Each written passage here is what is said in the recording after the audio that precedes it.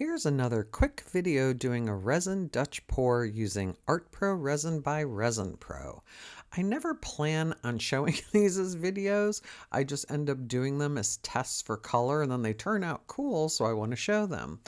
That's a little cradle board that Kevin made for me. It's about 5¼ inches.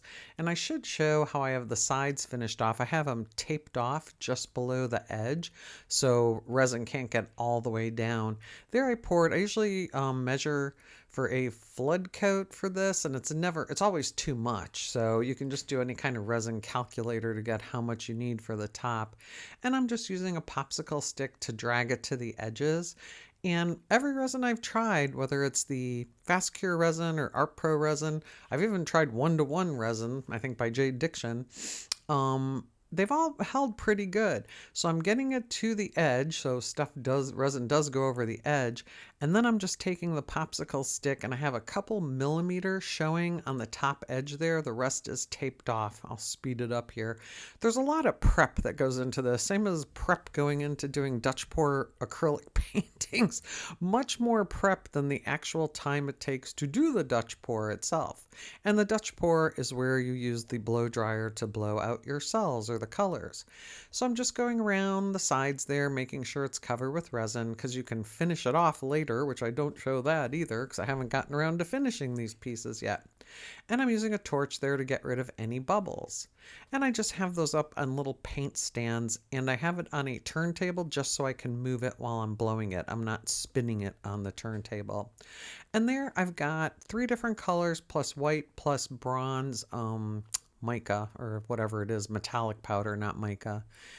And these are some crazy colors I had around. There's like a bright orange, there's a bright lime green, and a bright yellow.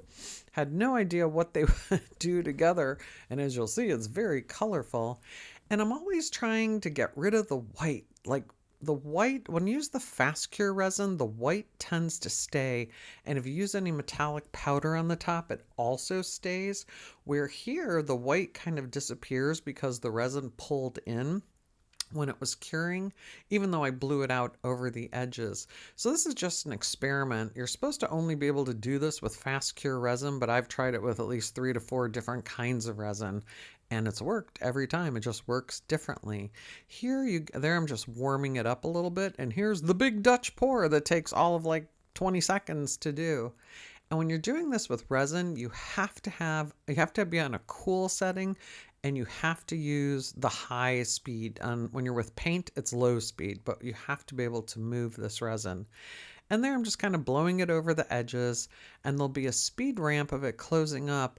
And I mostly love doing this because I love the cells, and the torch there also brings out the cells, and there'll be a speed ramp of the colors closing up here in a second. There it goes. Usually when you do this with Fast Cure resin, it doesn't pull in this fast. It just stays going off the edges and maybe just formulates some cells.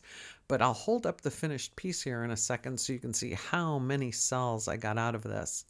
But those colors are quite vibrant, I would say. I'm not a big yellow or green person, but it did turn out really cool, and I'm just going to go up close here to show you all those cells. I'm really thinking about trying this on a piece of wax paper because the drips you get on wax paper look really cool, and I figured if I could get a blowout like this on wax paper, I could then take that skin and put it into a mold maybe. I am loving playing around with resin doing these Dutch pours, and I think this turned out great.